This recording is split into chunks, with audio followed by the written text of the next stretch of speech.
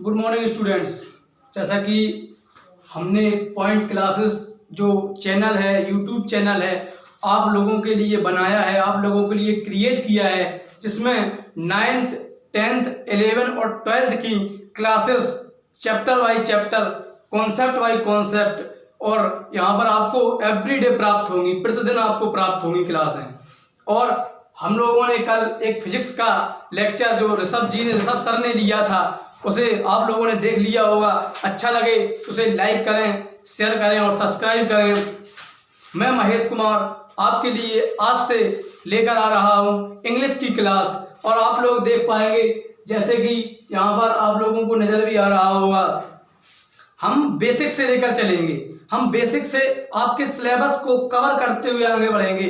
पहले हम टेंस पढ़ाएंगे, उसके बाद सेंटेंस पढ़ाएंगे, और ऐसे ले जाते हुए, जैसा कि हम लोग जानते हैं कि 10th और 12th में जो स्टोरीज आती हैं, जो एसेज आते हैं, वो 10-10 नंबर के आते हैं, इसमें हमको अच्छा अंक प्राप्त होता है। जैसे कि स्टोरी 8 नंबर की आती है और जो ऐसे है हमारा वो 10 नंबर का आता है, तो इससे हम अच्छे मार्क्स गेन कर सकते हैं। तो आइए हम देखें एक बेसिक चीज जो टेंस और सेंटेंस में अंतर बताती है। एक बहुत बड़ा कंफ्यूजन क्रिएट है कि टेंस क्या है, सेंटेंस क्या है।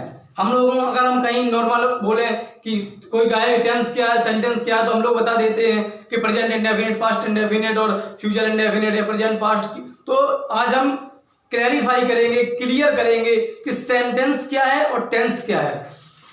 तो स्टूडेंट्स हम देखेंगे difference between tense and sentence. हम टेंस और सेंटेंस में आज अंतर देखेंगे।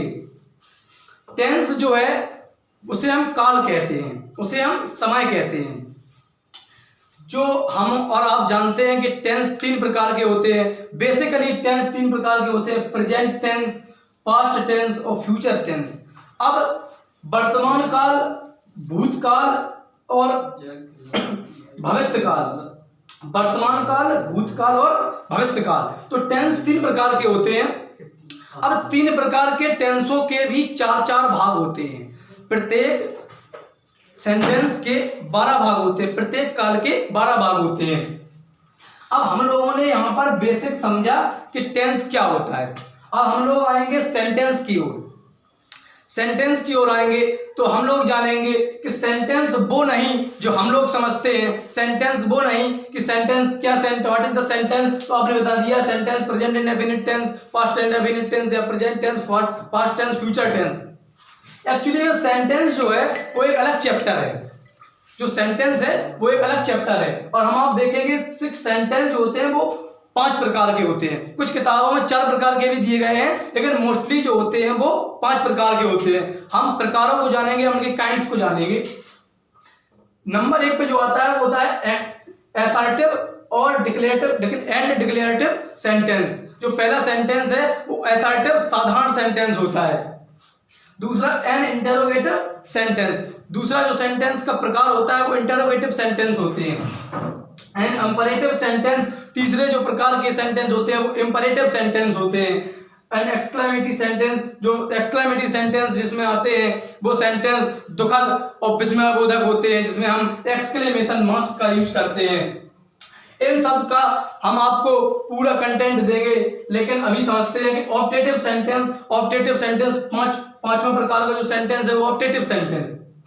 तो सेंटेंस 5 प्रकार के हैं। ये एक अलग चैप्टर है आपका, हम इस चैप्टर को भी क्लियर करेंगे आपको। अभी हम देखते हैं टेंस क्या है। अगर हम टेंस समझ पाएंगे तो हम सेंटेंस समझ पाएंगे। तो हम टेंस देखते हैं आज कि टेंस क्या है। आराम से नहीं तुमने जैसा कि बच्चों हमने अभी तक देखा कि टेंस और सेंटेंस में क्या डिफरेंस होता है, एक्चुअली में क्या डिफरेंस होता है हम आपको बता चुके हैं। अब हम बात करेंगे टेंस के ऊपर। जो बेसिकली टेंस होता है ये आपकी बिल्कुल बेसिक क्लास रहेगी।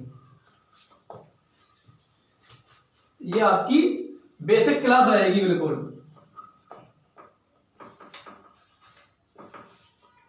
Basic class of tense.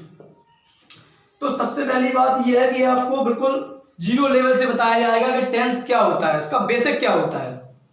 अब हम लोगों ने जाना कि टेंस क्या होता है। टेंस का मतलब होता है काल, कोई समय। जैसे कि कोई समय, जैसे समय टेंस में 3 प्रकार के होते हैं, जैसे कि वर्तमान काल, भूतकाल और भविष्य काल। प्रेजेंट टेंस, पास्ट टेंस और future tense. Present tense, past tense और फ्यूचर टेंस। टेंस कितने प्रकार के? टेंस 3 प्रकार के होते हैं। अब इन 3 प्रकार के टेंसों में भी पार्ट होते हैं, 3 प्रकार के टेंसों में भी पार्ट होते हैं। अब हम लोग उन पार्टों को जानेंगे और उनके बारे में डीपली समझेंगे कि एक्चुअली में सेंटेंस होता क्या है, एक्चुअली में टेंस क्या होता है। जैसा कि स्टूडेंट अभी तक आपने समझा कि टेंस जो होते हैं वो 3 प्रकार के होते हैं बेसिकली, जैसे कि प्रेजेंट टेंस, पास्ट टेंस और फ्यूचर टेंस। तो अब हम जानेंगे कि प्रेजेंट टेंस होता क्या है, इसकी पहचान क्या है, हम कैसे आइडेंटिफाई करेंगे कि टेंस में प्रेजेंट टेंस कैसा होता है, पास्ट कैसा होता है और फ्यूचर कैसा होता है। अब प्रेजेंट में present indefinite, present continuous, present perfect और प्रेजेंट परफेक्ट कॉन्टिन्यूअस, 4 भाग होते हैं। एक के 4 भाग होते हैं। प्रेजेंट टेंस के कितने भाग हैं? 4 भाग हैं। Present indefinite, present continuous, present perfect, present perfect continuous.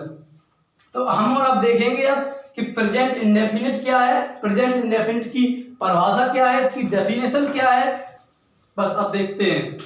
जैसे कि मैंने आपको बताया प्रेजेंट इंडेफिनिट, तो प्रेजेंट इंडेफिनिट जो होता है वो एक सरल वाक्य होता है। प्रेजेंट इंडेफिनिट जो होता है वो एक सरल वाक्य होता है, वर्तमान में जो कार्य कर रहे हैं। जैसे मैंने कह दिया कि हम जाते हैं, जैसे कि हम आपको उसकी पहचान बताएं कि जिन वाक्यों की क्रियाओं के अंत में, जिन वाक्यों की क्रियाओं के अंत में, जिन वाक्यों की क्रियाओं के अंत में ता है, ते हैं, ती है। जिन वाक्यों की क्रियाओं के अंत में ता है, ते है, ती है। अब क्रिया क्या होती है, यहां हम थोड़ा आपको बता दें। जो क्रिया होती है, कोई जो क्रिया होती है वो काम करते हैं, जैसे कि पढ़ना, जैसे कि पढ़ना एक क्रिया है। जैसे कि नाचना एक क्रिया है, गाना एक क्रिया है, नहाना एक क्रिया है। क्या है ये सब वर्ब हैं, ये सब मेन वर्ब हैं। ये सब क्या है, ये सब मेन वर्ब हैं। तो हम लोगों ने अभी समझा कि जिन वाक्यों की क्रियाओं के अंत में ता है, ते हैं, ती हैं इत्यादि शब्द अगर आते हैं तो वे वाक्य प्रेजेंट इंडेफिनिट टेंस कहलाते हैं। अब हम लोग देखेंगे एग्जाम्पल के माध्यम से कि टेंस क्या होते हैं। तो जैसा कि बच्चों हमने अभी तक देखा कि प्रेजेंट इंडेफिनिट की जो डेफिनेशन है, जो परिभाषा है कि जिन वाक्यों के अंत में, जिन वाक्यों की क्रियाओं के अंत में ता है, ते हैं, ती हैं आदि शब्द आते हैं वे वाक्य प्रेजेंट इंडेफिनिट टेंस कहलाते हैं। अब हम समझेंगे कि ता है, ते हैं, ती है ये है क्या, ये क्रिया में आते हैं, कहाँ आना चाहिए तो ये सही है। जैसे कि राम घर जाता है, अब यहाँ पर जो राम है वो हमारा सब्जेक्ट है, घर जो है वो ऑब्जेक्ट है और जाना जो है वो हमारी क्रिया है। अब हमें देखना क्या है, क्रिया। तो क्रिया के अंत में ता है, ती है, ते हैं। अब यहाँ पर जाता तो यहाँ पर ता है, तो आप लोग समझ गए होंगे कि प्रेजेंट इंडेफिनिट अगर यहाँ पर ता है तो ये प्रेजेंट इंडेफिनिट का वाक्य है। अब हम उसके अकॉर्डिंग इस वाक्य को बनाएंगे। जैसे कि सीता किताब पढ़ती है, तो सीता किताब पढ़ती है, तो यहाँ पर सीता जो है वो क्या है, वो सब्जेक्ट है, किताब जो है वो एक ऑब्जेक्ट है और पढ़ना जो है वो एक क्रिया है। ये क्या है, एक वर्ब है। तो पढ़ती है तो यहाँ पर आया ती है, तो आप लोग समझ गए होंगे कि पढ़ती में जो आ रहा है ती है, तो इससे पहचान होती है, इससे हम आइडेंटिफाई कर सकते हैं कि ये टेंस प्रेजेंट इंडेफिनिट का टेंस है। अब हम देखते हैं वे रोज गाना गाते हैं, वे रोज गाना गाते हैं, तो वे क्या करते हैं, वो रोज गाना गाते हैं। तो इसमें वे करता है, उसमें रोज जो है वो एडजेंट है और ये जो गाना है वो जो यहाँ पर ऑब्जेक्ट है और जो गाते हैं ये क्या है, क्रिया है। तो ते है इसमें आ गया, इसमें क्या आ गया, ते हैं। अगर किसी वाक्य में ते हैं आता है तो उसमें आपको पता चल जाएगा कि ये जो वाक्य है वो प्रेजेंट इंडेफिनिट का है। अब हम कुछ और एग्जांपल के माध्यम समझेंगे और उसका बेसिक स्ट्रक्चर जानेंगे कि सेंटेंस में होता क्या है। जैसा कि आपने अभी तक समझा कि प्रेजेंट टेंस क्या होते हैं, उसके भाग हमने आपको बताया, प्रेजेंट इंडेफिनिट बताया कि कैसे हम पता करेंगे प्रेजेंट इंडेफिनिट में।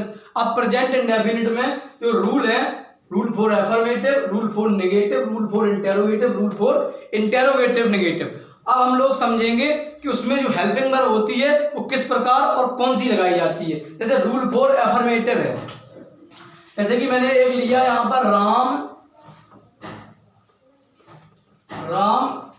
घर जाता है, घर जाता है। राम कहाँ जाता है? राम जाता है घर। तो राम घर जाता है, इसमें क्या आ गया? ताय आ गया। तो हमने यहाँ पर क्लियर कर लिया कि ये प्रेजेंट इंडेफिनिट का वाक्य है। अब प्रेजेंट इंडेफिनिट के वाक्य के लिए हम लोग सेंटेंस का स्ट्रक्चर तैयार करेंगे। जैसे कि सबसे पहले आएगा सब्जेक्ट, सब्जेक्ट आ गया, उसके बाद आएगा वर्ब, उसके बाद क्या आएगी? वर्ब आएगी। वर्ब मीन्स क्रिया, क्रिया में क्या आएगा? एस या ईएस, एस या ES, plus object plus other word, plus other word. तो subject plus verb plus S या ES plus object plus other word. अब इसमें मैंने जैसे राम घर जाता है तो हमने बनाया, जैसे हमने देखा एस और ईएस, जैसे यहाँ पर वर्ब का यूज होगा, तो यहाँ पर सब्जेक्ट क्या है? राम, तो हमने लिखा राम। अब उसके बाद क्या आएगी? वर्ब आएगी। तो राम, अब जैसे कि यहाँ पर एक चीज आप समझें कि फर्स्ट पर्सन, सेकंड पर्सन और थर्ड पर्सन के जो रूल होते हैं, उस रूल का मैं आपको एक पूरा कंटेंट, पूरा वीडियो एक सेपरेट दूंगा। अभी सिंगुलर, सिंगुलर और प्लूरल,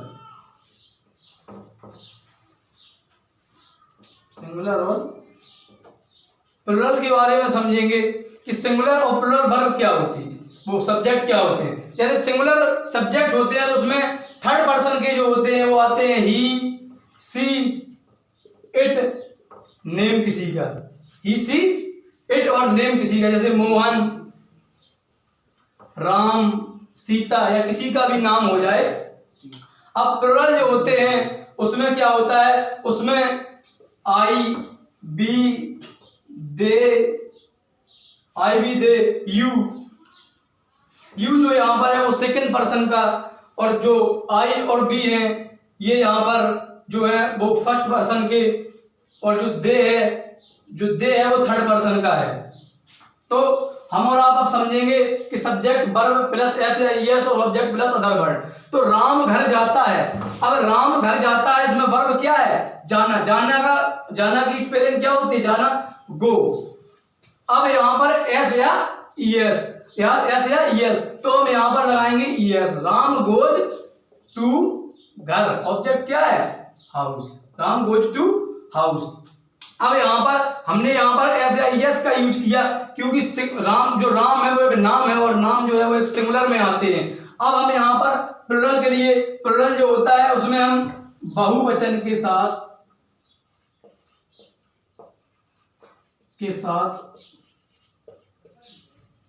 कुछ नहीं लगाते हैं, बहुवचन के साथ कुछ नहीं लगाते हैं, बहुवचन के साथ कुछ नहीं लगाते। जैसे कि बहुवचन यहां पर राम घर जाता है, जैसे कि राम घर जाता है। अब मैं यहां लिख दूं कि वे खाना खाते हैं, वे खाना खाते हैं। तो यहां पर जो सब्जेक्ट है वो क्या है? वे। तो मैं वे की क्या होती है स्पेलिंग? दे। तो वे खाना खाते हैं। अब खाना एक क्रिया है और उसके बाद वर्ब जो होता है वो ईट मीन्स होता है खाना। अब यहाँ पर हम एस या ईएस नहीं लगाएंगे। क्यों नहीं लगाएंगे? क्योंकि बहुवचन के साथ कुछ नहीं लगाते हैं। तो दे ईट द खाना, food, they eat the food. तो यहाँ पर हमने देखा कि रूल फॉर अफर्मेटिव के लिए जो वे खाना खाते हैं, दे ईट द फूड, तो बहुवचन के साथ कुछ नहीं लगाते हैं और एक वचन के साथ एस या ईएस का प्रयोग करते हैं। पॉज करो स्टूडेंट्स, जहां हम और आपने देखा कि रूल फॉर अफर्मेटिव तक हमने आज कंप्लीट कर लिए हैं और अभी हमने जो बताया उसका एक हम क्विक रिवीजन कराते हैं आपको। जैसा कि हमने आपको बताया टेंस काल होते हैं, जो टेंस होते हैं वो 3 प्रकार के होते हैं, प्रेजेंट, पास्ट और फ्यूचर। अब तीनों टेंस के 4-4 भाग होते हैं, जिसमें हमने आपको प्रेजेंट इंडेफिनिट आज बताया। जैसे कि प्रेजेंट इंडेफिनिट की हमने आपको डेफिनेशन बताई कि जिन वाक्यों की क्रियाओं के अंत में ता है, ते हैं, ती हैं आदि शब्द आते हैं, उन वाक्यों को हम प्रेजेंट इंडेफिनिट टेंस कहते हैं। जैसे राम घर जाता है तो इसमें प्रेजेंट इंडेफिनिट वाक्य है, इसमें ता है आया है। और आप लोगों को यहाँ पर जो समझ में आया है, हमने आपको जो बताया है, एफर्मेटिव तब हमने क्लियर किया है। उसके बाद नेगेटिव, इंटेरोगेटिव और इंटेरोगेटिव नेगेटिव हम आपको बताएंगे। और अगर आपको ये वीडियो अच्छा लगा हो तो वीडियो को लाइक करें, चैनल को सब्सक्राइब करें और चैनल को शेयर कर दें। धन्यवाद।